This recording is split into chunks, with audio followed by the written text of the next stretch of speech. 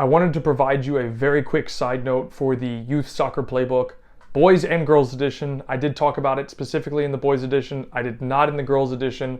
So that's why this video is about and the audio is about. So what it's about is what I would do with my child in regarding to the schooling process. So would I send my daughter or my son to public school or even a private school? No.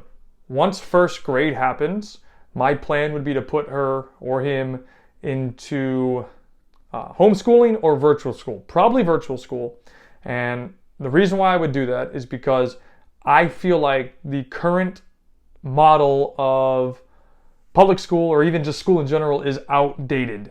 Times have changed, and unfortunately, in my opinion, education has not. And actually, ironically, I had a conversation as of 8:31, which is today of recording, and I spoke with a parent and I asked, hey, how long does it take your child to actually finish school from virtual perspective? And his son is a 2013, and that means he's 10 or 11 years old, and it takes him 2 hours. So it takes him 2 hours to finish school virtually, yet our kids are in school from like 8 o'clock till 4, or 9 o'clock till 4, I guess, or really 8 to 3. And there's hours upon hours of them sitting in a classroom, and they could be outside or doing different things with their time.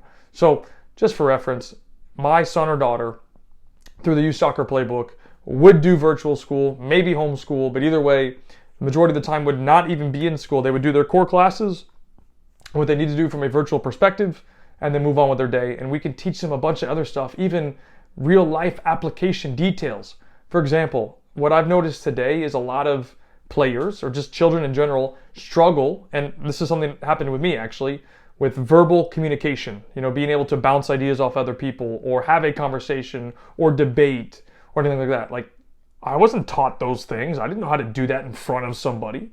And I think it's only getting worse in today's day and age. Obviously, I had to learn the skills now being in the role that I do.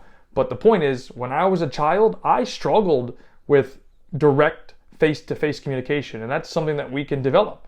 Another one would be like, okay, if your child, again, has aspirations of being a collegiate or professional player, that's probably why you're listening to this content.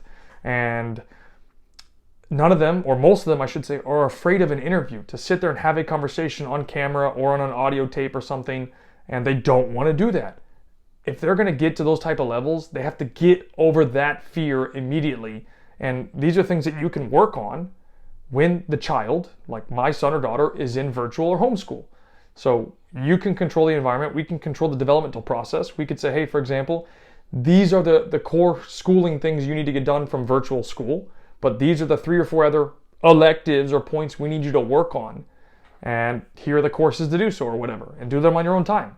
And I think that would just only accelerate their development. And you would get a lot of hours back that you would end up losing from doing public school, in my opinion. Because again, you got to remember, I went through it, and it's not getting better. In my opinion, it's probably only getting worse. And if you are enjoying this content, I would greatly appreciate if you could share this with somebody who you feel might benefit from this material, because there's not a lot of education, and I want to make education free for people in the youth soccer world. So if you could help share this, that would be fantastic, and I will see you in a future video.